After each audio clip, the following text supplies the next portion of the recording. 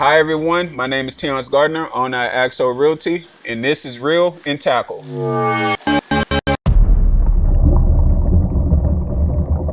What we're going to do today is we're going to cast off, do a little bit of fishing, and as well as talk real estate. We're going to start off on my right and introduce yourselves. Hi, this is James Toller with King James Lending. I've been in real estate about 10 years now. Flipped, I would say 400 houses, something along those lines. Been lending, private lending since 2020. We've done over 1,200 loans. Something I'm very proud of. Something I'm really big on is kind of giving back to the community. I believe in an abundance mindset and helping others around me. Too many people, when I joined in real estate, thought it was some secret, that if you learned something, you had to keep it. You couldn't just.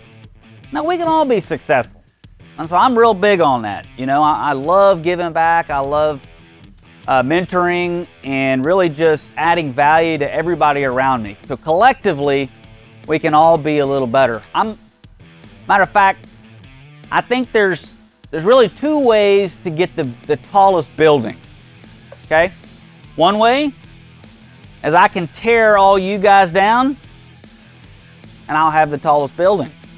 Or I can help each of you build your building up, and in return, you'll help me build mine a little bit. And that's the approach I take. Listen, everybody helping everybody, and we all get a little bigger together. So that's something, just one of my philosophies in investing and in life. So, I appreciate you, Tiance, for thinking of me and our little group here. And I can't, I can't be more excited. Awesome. My name is Eduardo. I'm a real estate investor and a gap funder. I'm relatively newer to real estate investing per se, but I've started my first real business when I was 25, unrelated to real estate. And I'm finding that a lot of the business philosophies and business strategies to grow and be a blessing to yourself and others apply to this industry and probably many other industries as well. So I'm starting to apply that here and helping others grow and fund, just like James is doing. I'm here to learn and grow myself as well. Hello, I'm John Martin with CJC Properties and Management. I've been in the game, I call it the game and the hustle, about the past consistently 6-7 years. I buy and flip, I buy and hold, trying to venture off into new construction, trying to create deals. If y'all just seen what James just did, he just caught a 22-foot twin turbo bay boat. That's a catch right there. Bring it in, James. Bring it in. Oh, that's a golden catch. You caught a boat. I'm here for the deals, and I'm here for the taco. Fish on. You beat me on that one. I thought I was gold when I caught a seagull. You caught a boat. James got the real catch. Woo! That's what I'm talking. James, boy, you always breaking barriers, ain't you? I am.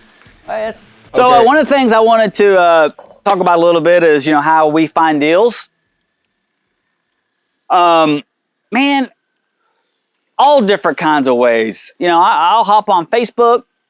I'll look at deals on Facebook. I'll look at, I've got mailing campaigns. I actually have some in Alvin, some land, Alvin, Bay Cliff, San Leon, where I send out mailers, handwritten, looks handwritten, have a Google number. They call my Google line and I go on the appointment. Obviously networking, realtors is a big help. And, I found too, as you teach people, you help wholesalers, you help people grow their business. In return, they'll at least give you a shot at a deal.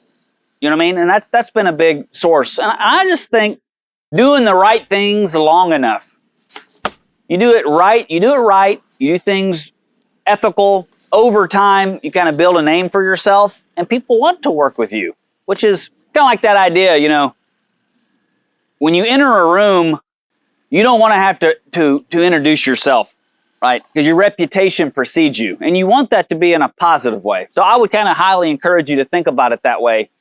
All different forms of marketing works. To me, the best marketing is really building your brand and building who you are. And that's something you work on daily, you know? That would be kind of what I'd encourage you.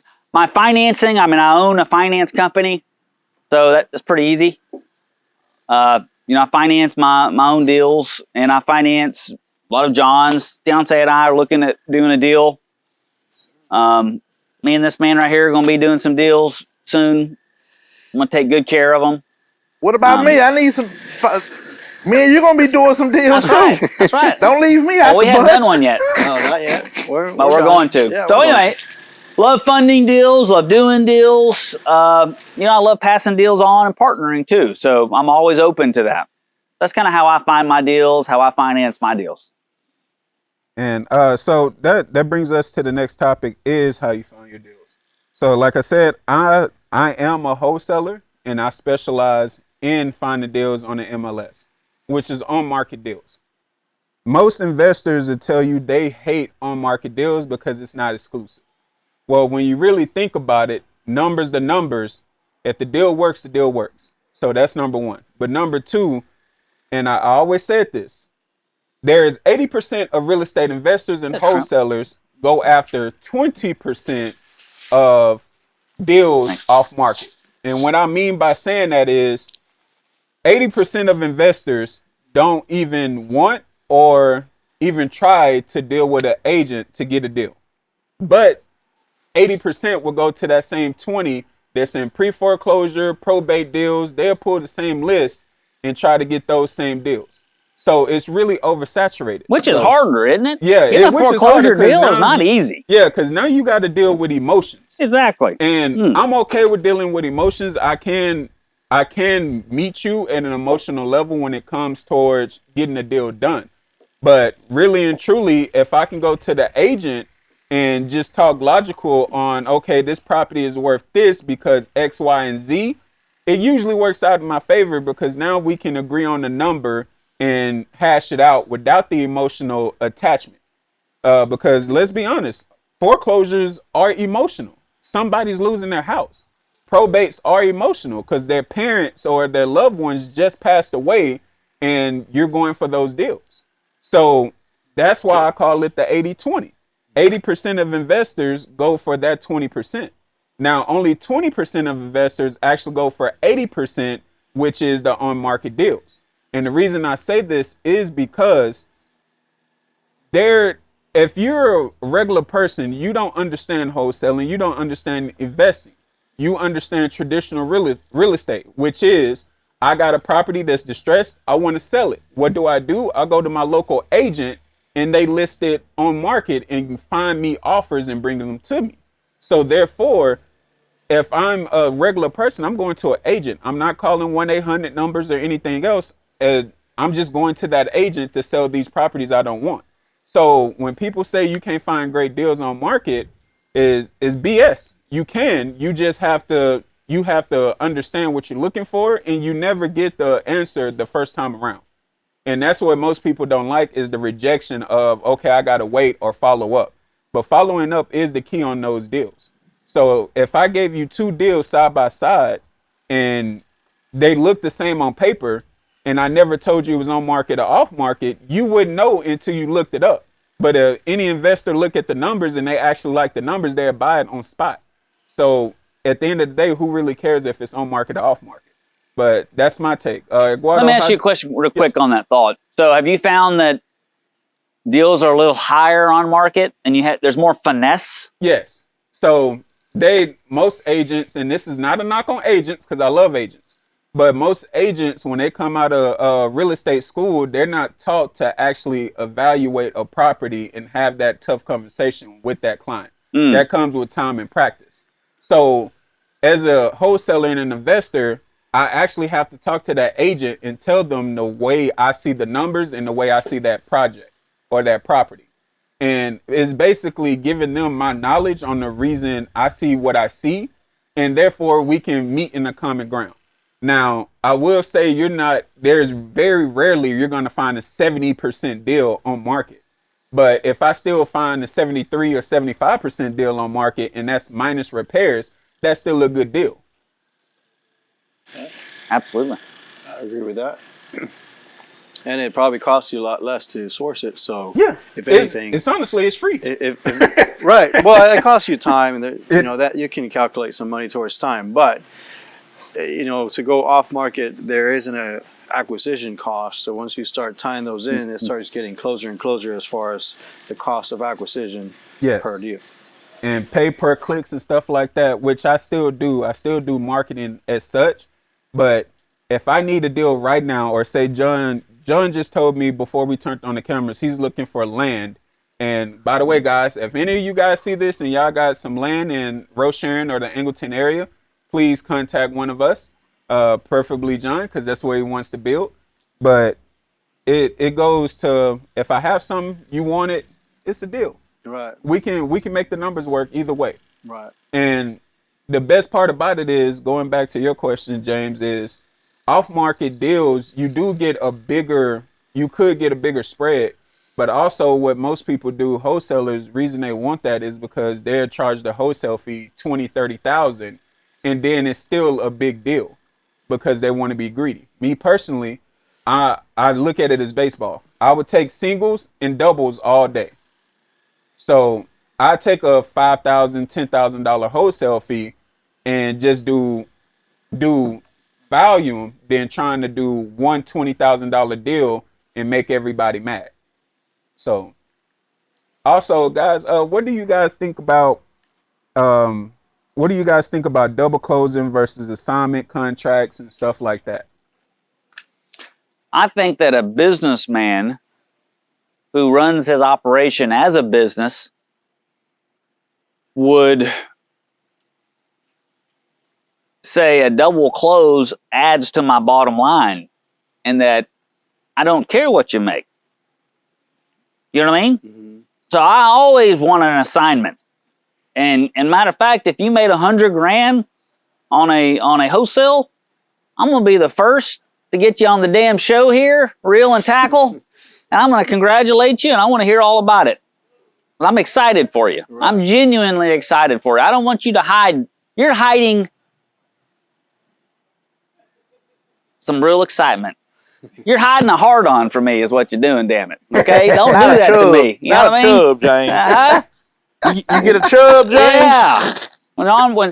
So that's what I would say, man. I mean, too many people are worried about other people's money. Can I say that again? Can I speak on that? Yes.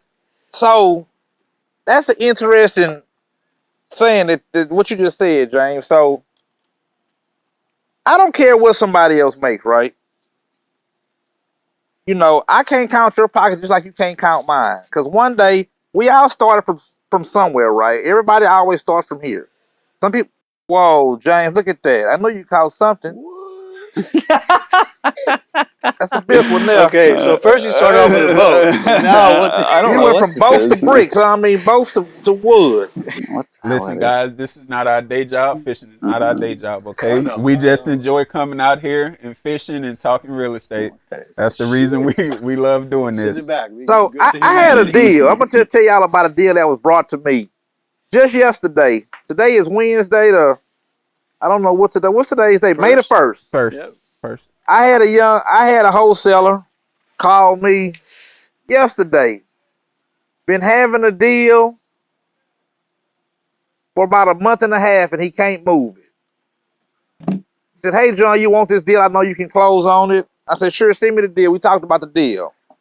He gave me the numbers. I checked it out. I said, "Hey, man, I'll give you." I think he was asking $340 for the deal. Okay. I said, "Man, I'll give you $310 for the deal." Now, this was a deal that just came to him. He said, "Man, I can't do it." I said, "Why not?" He said, I'm only in the deal 300,000. Now check this out. He don't have anything in the deal but a couple phone conversations. And I can't put a value on people's time. And he even told me, John, everybody has offered me the same thing that you've offered me. Actually, you offered me $5,000 more than a couple of my investors. I said, well, why you didn't take the deal? He said, because I'm trying to make $30,000 off the deal. I said, so you telling me you don't have a dog in this fight, but 5 or 6 phone calls, and you think those 5 or 6 phone calls are worth 30 grand? He told me, yeah. And I said, how long you been having this deal? He told me about a month. I said, well, how about this? How about me and you go half on this deal? I say the numbers, the ARV he was spot on with the ARV. Maybe out 5 or 10 grand. I said, man, let's go half on this deal. And this wholesaler said, hey, John, I don't have the money. I don't even have enough money to do that. So I said, let me get this straight. You don't have enough money to go half on me with this deal. You're looking at a $10,000 payout by passing me the deal. But instead of passing me the deal and the other 3 guys you hollered at, because you can't make 30 grand, you don't want to sell a deal. You're going to hold on to it. I said, man, eventually that seller is going to want to get away from that deal from you. Now, you didn't pass the $10,000 on the table that you don't have anything on because you want to make 30 grand. Yeah, it's going to be fellas, zero. Ladies. Yeah. If you don't have a dime in your pocket and somebody's basically offering you 10 grand or opportunity to make 100 grand, take those deals because some of those deals are getting harder and harder to come by. And what you've done, you've made some money. Mm-hmm. You've built a relationship. You're building your network up. And guess what? Eventually, you'll make that extra 20 grand you was trying to make off one deal. You'll probably double it and triple it in 8 years' time by passing deals on. That's just my thought. And that's exactly what it goes back to my, if I can hit a single and a double and build a relationship, exactly. That single and doubles every time. Because I know John buys three to 4 deals a month. Well, if I give him 2 of the deals at say $10,000 and he actually making bigger portions, I don't care what he's making. That's $20,000 off of, well, let's just say $5,000 assignment fee. That's $10,000 off of 2 deals a month. Times 12. You do the math. And T, let me give you a thought on that, right? And this is just for some of you wholesalers, right? You're trying to hit home run deals. But guess what? If you have a guy like me who's guaranteed about 1, maybe 2 deals a month, instead of you making $20,000 assignment fee, you make $10,000, and you know I'm guaranteed to buy 2 deals from you, you'd have made 20 grand. But let me tell you what comes with me. I got people in my network. T, Eduardo, and James. They may not have a deal at the time, but you're sitting on 5 or 6 deals. Hey, man, I got a guy in my group that'll pass by that deal. So now what you got, new wholesalers, old wholesalers, new investors, old investors. You can make off me and my network 40 grand off of 3 people a month. You can actually put us down for buying that. That's just 3. You'd have made 40 grand a month off of 3 people. You do the math on that, that's almost $500,000 a year off 3 people. Right. You're building your network. Now you may have 1 or 2 guys that you deal with yourself that you can make that $10,000 or $20,000. When you think about the long-term effect of it, and not just I'm doing it today and not doing it tomorrow, you can actually make a good living off of this if you start using common sense. Stop being so greedy because guess what? Me as an investor, I'm taking all the risk. You're getting paid up front. If that deal don't close, guess what I have to do? I have to spend more money to refinance out of hard money. Now I have to get a note and hold on to that for at least a year and a half. Then I can get my money. When you're making $10,000, $20,000, $30,000 a month, just off of being my 2 guys. Just something to think about. Think about the long-term effect. Mm-hmm. That's the network, the relationships, and the money. I know, guess what? I'll be happy with making $40,000 a month. That's $10,000 a week. A lot of people not making that with a degree or without a degree. Think about that. So, and that brings us to financing. There's many ways to finance a deal. You got private money, you got silent partners, you have hard money lender, which James is, and then you have something called gap funding. And gap funding in layman's terms is OPM. OPM is other people's money.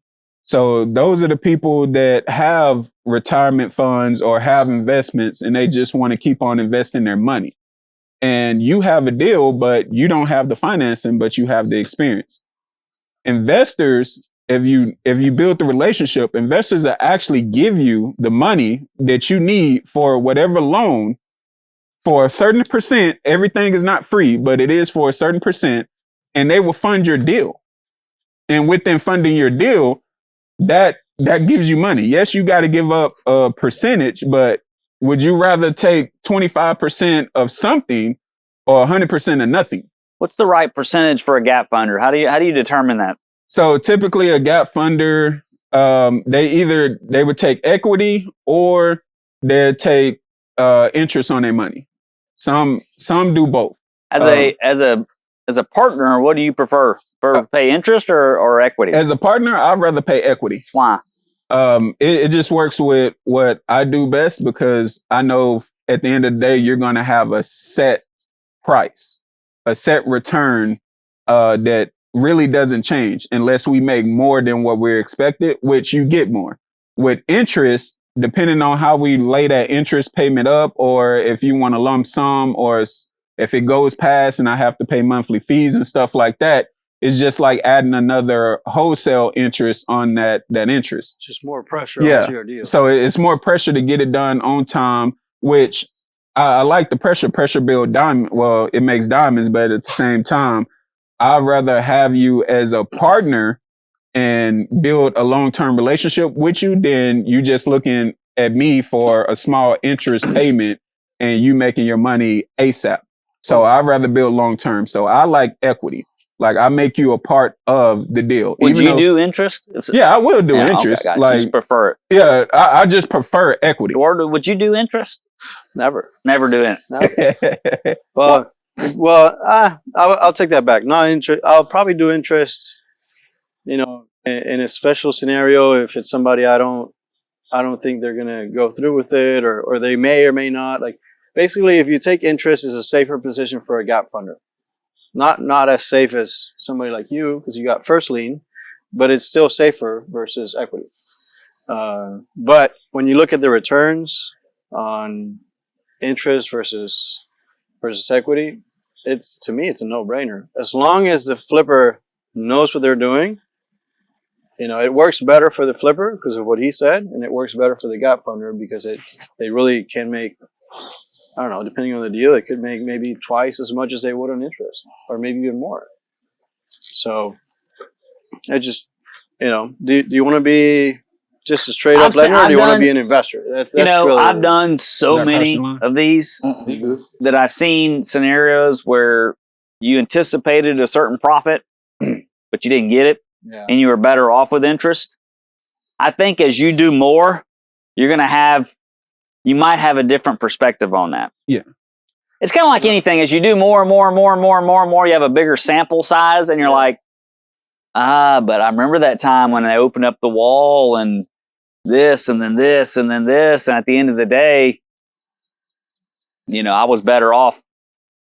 Yeah. I think a lot of the time, to me, in my mind anyway, it comes down to the level of rehab. So if that level of rehab is minimal risk, you're probably always better with equity. Yeah. The bigger the rehab, the bigger the risk. The bigger the risk, sometimes an interest is a better play. Yeah, that's true. That thought? Yeah, for the investor. Well, that just happened to me just now. For the investor, exactly. I don't know if you remember the deal in Texas City I was telling you about. We're making a profit, but it's very much not what we thought it would be. Yes. But then on the other end, another deal, it's a home run. So I think, Yeah, I got a good sample size. I mean, that's small sample size, but it's a diverse sample. Explaining exactly what you just. I've probably done 60 of those, something like that. You know, combination of gap funding. I mean, I've done a lot of them, and I've knocked it out the park. Should have made maybe $3,000 in interest and made 25. Yeah. So I would say that I almost look at it like insurance. Don't say if you come to me and say, "Hey, would you be open to doing this?" You know, if you write a bunch of insurance policies, some of those are going to go bad, right? But the premiums that you collect overall will net out the problem files. Is that how you look at it? How do you explain? Let's say you have, this is something I'm interested in hearing. You have somebody that has never done gap funding. Mm-hmm. What's your pitch? How do you go about helping them be more comfortable with that? Good question. So if you're about to gap fund, my deal, number one, I'll show you the deals I've done previously. I'm upfront and honest. So I tell you my biggest profits. I tell you my biggest losses. I tell you, basically it's being transparent and telling you everything. Like I would tell you my whole story, how I got it. That way, you know exactly who I am as a person, because I have made great success in this industry, but I've also taken major losses, and I'm always transparent in telling you that. That's number one. Then number two, if you have time and you're actually in the state, because I do have, and I still work with some out of state gap funders. So with them, they just want to see the rehab, same paperwork I give to you as my hard money lender, I give to them. So the ARV comps in the area, pictures, the rehab budget, what I think I will make on it. I just lay everything out on the table. Now, if you're actually in the city, I wouldn't take your money until you actually meet me at the property and you actually walk the property. You actually see what you're getting yourself into. Now, after you walk and see that property and then you make the decision to gap fund the project, if you decide you never want to go back to the property until it's fully renovated and it's on market, that's up to you. Now, if you want to pop in and out every week or so, just let me know. So I know for a fact what time you're going to be there. That way I can be there.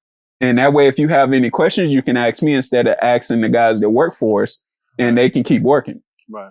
That way it's smoother, because one thing I had the issue where we had stuff that was supposed to go on, but it got delayed. And drywall was supposed to go up one day, but the delivery truck didn't get there that day. They were getting there the next day.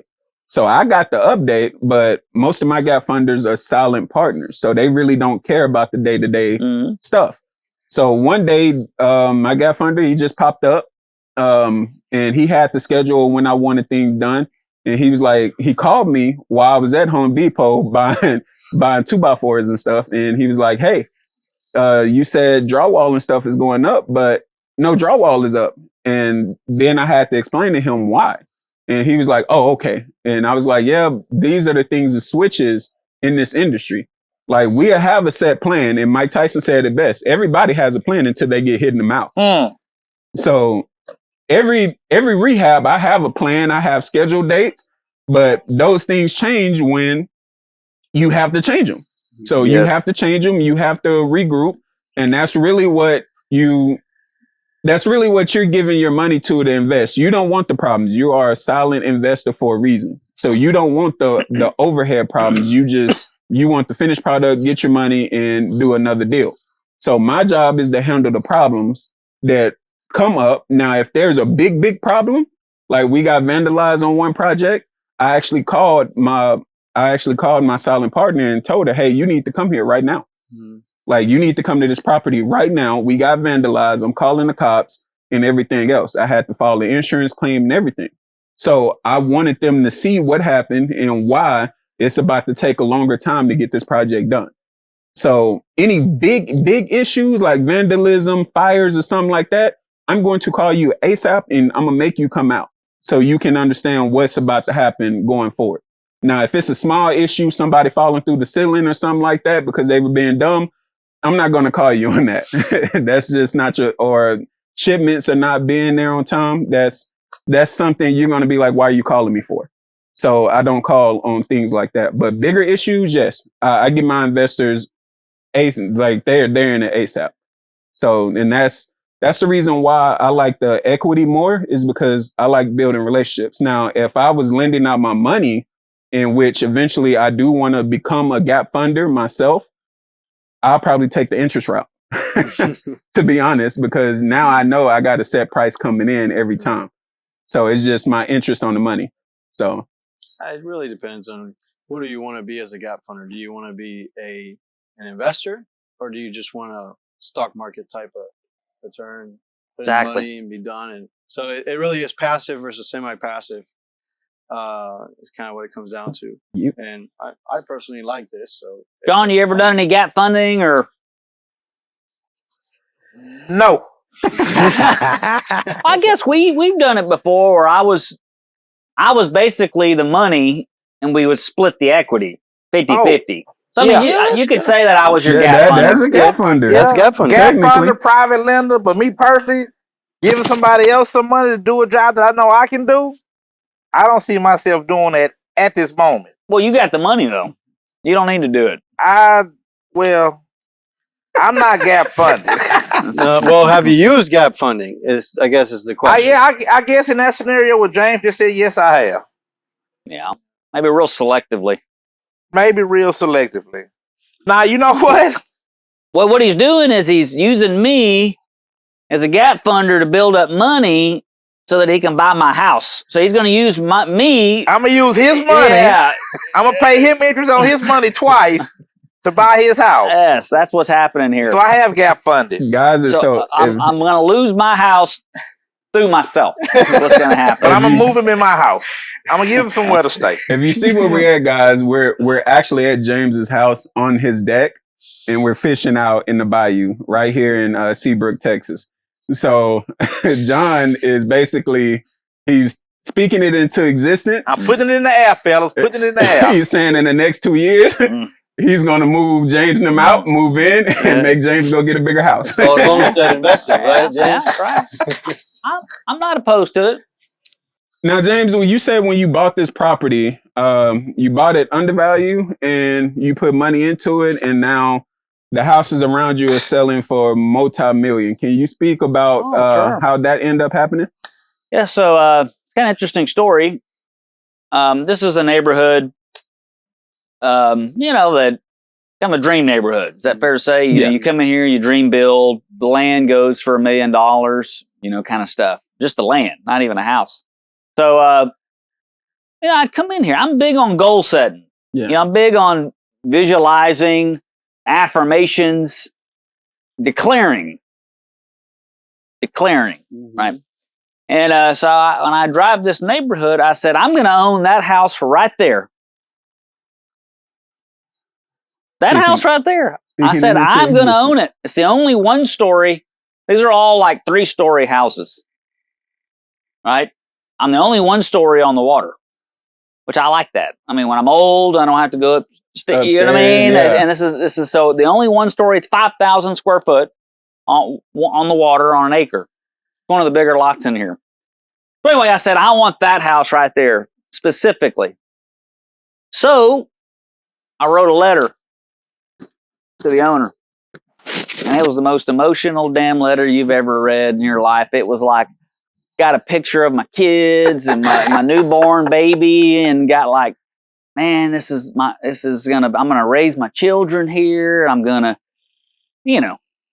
written, and sent it off. Didn't get a response. So about 2 months go by. Do it again. Did that for 2 years. 2 years straight. Till they were ready to sell. And kept sending it. Finally, he reaches out to me because I'm a pest at that point, right? I keep added him on Facebook. send him a message on Facebook. Hey, I'm the guy that keeps sending you those letters, right? I'm not kidding. Finally, he calls me. He's like, hey, James, look, man, I bought that house. I'm going to tear it down and build what I want there. because the lot's really big. Yeah. Bigger than most lots over here. So because I'm gonna tear it down. I said, okay, gotcha. I kept sending them letters because my point was, whether it took me 5 years, 8 years, 10 years, 20 years, I just wanted him to think of me and remember me, right? So it was actually interesting. I bought a house that flooded during Harvey on the water, right around the corner from here. It was listed for $600,000. It flooded, and I ended up buying it for $330,000. After the flood, James? After the flood, yeah. So you bought a flooded house for $330,000. Yeah, and then I repaired it. So again, I got that thing fixed up. This is kind of crazy, right? So I was at home, bought that, had a 1-year-old and a 3-year-old, bought a flooded home, moved in it, redid it while we lived in it. Mm-hmm. Okay. Oh, what a nightmare. Yeah, nightmare, right? So, finally get that house ready. Beautiful. It's on a half acre, on the water, beautiful home. Guess who fucking calls me? Ready to sell. Hey, James, I'm getting transferred to California. He builds skyscrapers. Yeah. That's what he does. He goes, I'm building a brand new home in San Diego, and there's a fish right there. Right there. That was a cat. Really? Yeah. Right. It's a good size. What? You guys? He calls me up and he says, James, I'm going to sell all my properties in Houston. You keep bugging me. You still want that house? I said, yes, I do. As a matter of fact, I want all of them. No, he's really like, this is a very wealthy guy. Mm. But anyway, that's what happened, man. So I bought it. I bought this property for $670,000. $670,000. And what did you do with the house that you had just bought, James? I sold it. I made sold money it. on that. And here's how I did it. So I couldn't afford this house. So I said, look, you're going to have to give me 3 months to make this happen. I put up $15,000 in earnest money, and I said every month, $5,000 is going to go hard. I did an open house every weekend on my other house until it sold. Every single weekend, Saturday and Sunday. Put balloons up in the neighborhood. Everything you could imagine to draw attention, because I had to sell that home. I had to qualify for this home. I had to sell my other home on the water. Mm-hmm. I sold that one for $560,000. Mind you, I bought it for $330,000. Put about $50,000 in it because it was 2-story. So it flooded, But the second. but the second story didn't flood. So all I had to do was and it was tile. It was travertine tile, so I didn't have to redo the floors. Now that's lucky. I got lucky, yeah. And the cabinets I was able to keep. I ripped out the backs of the cabinets. But anyway, my point is, called me up. I did open house every weekend, and I sold it. And then I bought this one, my dream home. That's how it happened, though. My dream home. Then I came in and I spent about $200,000 getting this thing right, The way you want the way it. I wanted it, which was a redesign of everything. Y'all saw that, yeah. So 600 or 670. 670, almost 200K, safe to say, in Yeah. rehab. Yep. Now, how much is these houses worth now? Well, that house on behind that sold for $4.9 million. This lot sold for $750,000. It's a lot. And I've got 4 times bigger lot than they have. Yeah. So safe to say you sitting on a whole lot of equity in this property. Oh yeah. Yeah, if I sold it, I could probably, I don't know, $2 million, $2 $2.5 million million. easily. This would be like a $1 million flip. Yeah. Probably more than that. And he could sell it quick. Well, it's the only 1-story on the water, right? Everybody wants a 1-story. He can So sell if it quick, you're John. 70 years old or Today. 60, you want a 1-story. Damn it. Yeah. I want a 1-story, and I'm nowhere near that. So I knew the value of that 1-story. The only reason I say that, I don't say that to brag in or any way. I anything. say that because you can visualize it. You can dream big, think big. Now, was I ready to buy this home? I'm telling you, I was not. I was not ready.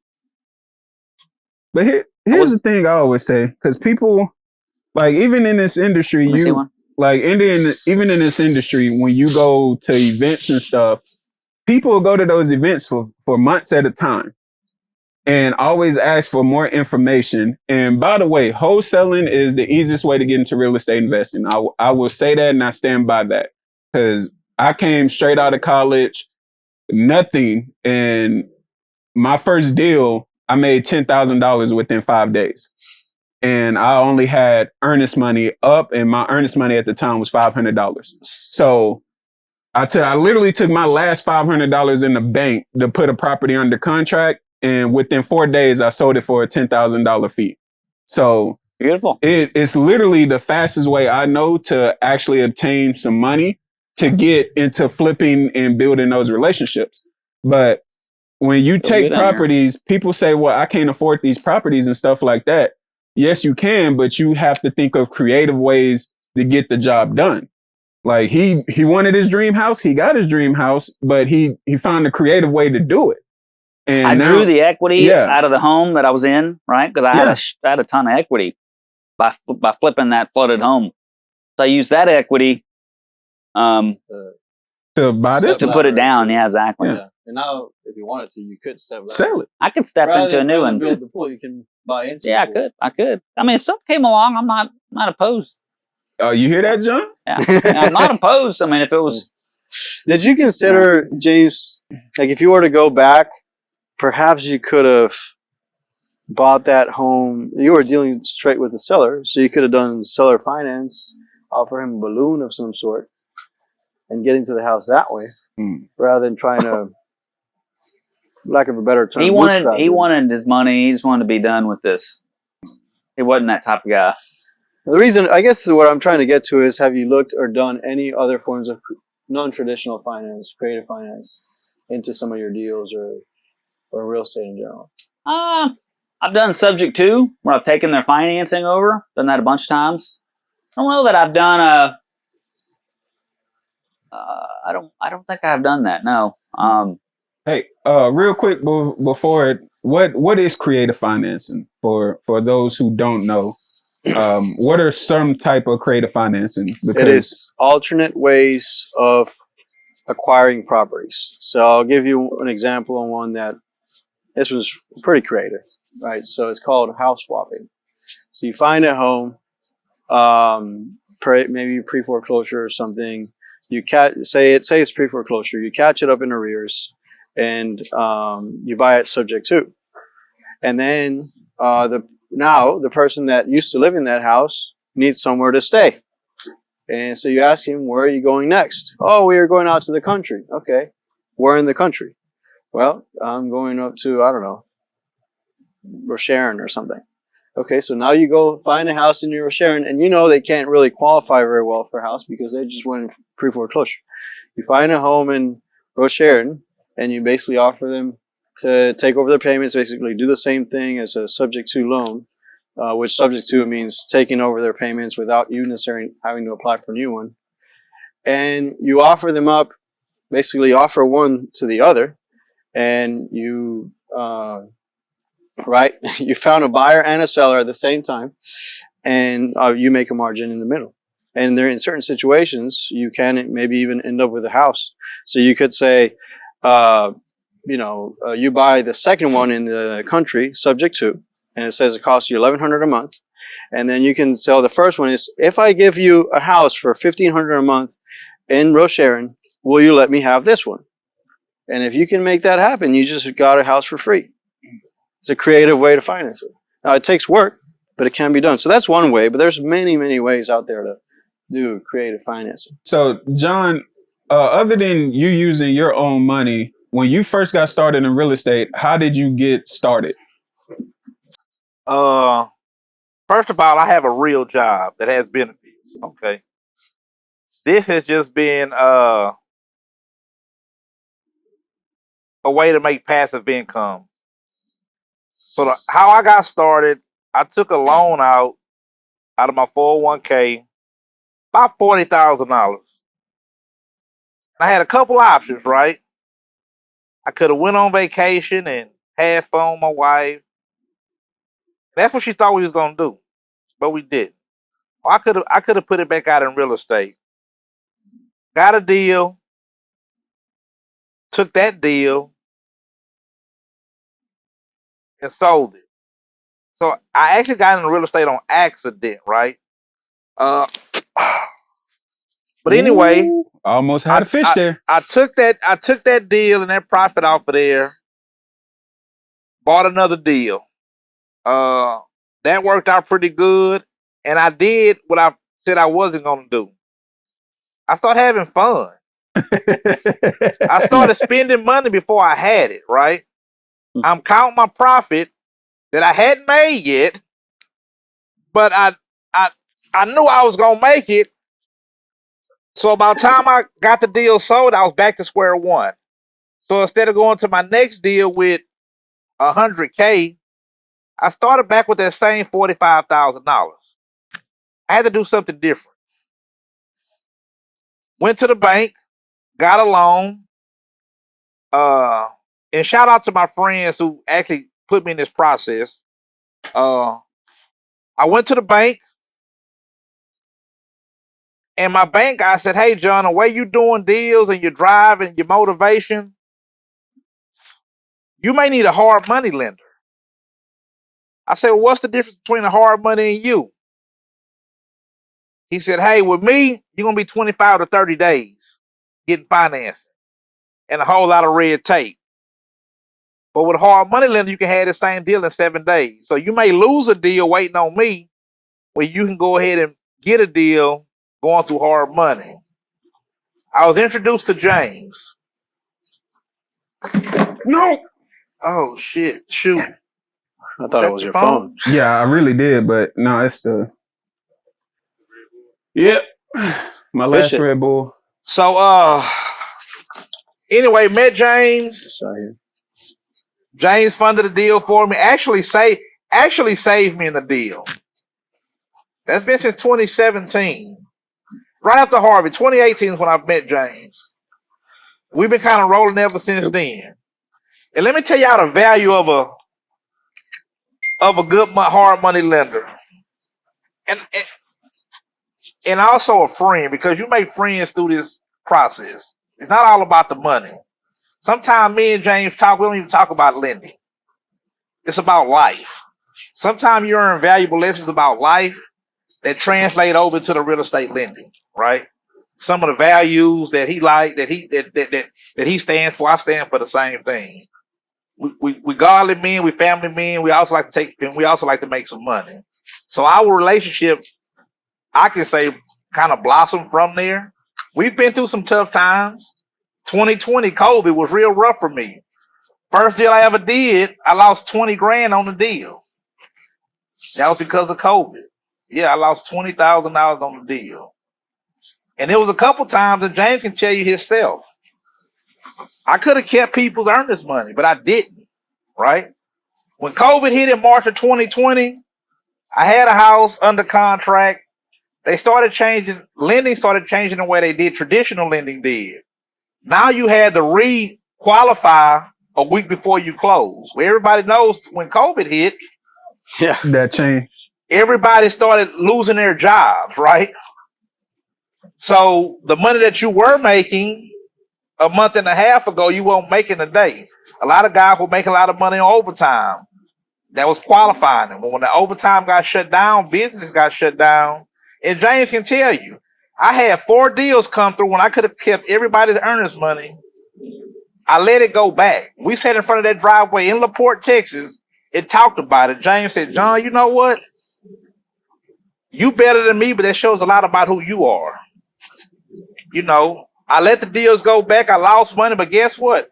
As soon as I lost that deal and the market started to turn, I made that 20 grand hand over fist a couple more times. So a lot of it has to do with integrity and character too. But that comes from, like I said, some of those lessons, some of those life lessons, some of those long conversations that you have with like-minded people. And like I said before, God take care of babies and fools. I am a baby, and I am somebody's fool. So So do you still have your 9 to 5 and still do I will real never estate let it part-time? go. I'm not about giving up easy money. I've been on my job 26 years. Have great insurance. James, you got something? No. I still have my 9 to 5 because everybody knows this real estate market is up and down. Yeesh. If I had to depend on this market, don't tell them where I would be right now. So, and in order to be successful out here too, you have to have at least more than one income coming in. I agree with that. Multiple streams. You have to have multiple streams. So one of mine is my 9 to 5, which allowed me to get into this business. So I still have a 9 to 5. I've done nothing but flipping. I've done a couple wholesale deals. I have a couple rental properties out of state, in state. And now I'm trying to scale into going into new construction. That's kind of my new avenue. It's something that me and James talked about maybe about a year ago when deals were getting harder and harder to come by. And James kind of has taken off with it. I've actually built a new construction with James. And I use that now as one of my Airbnbs. So it's a lot of ways to make money. But most important, it's about the relationships. It's about the relationships and how you carry yourself. But you also got to be a man or a woman of your word. You got to be able to close. You have to be able to stand by what you're saying. There's a lot of people out there that talk about it. Not a lot of people be about it, right? And that goes towards everything. So there are times where even wholesaling, there are times where you have to put your name on the line for what somebody else is telling you.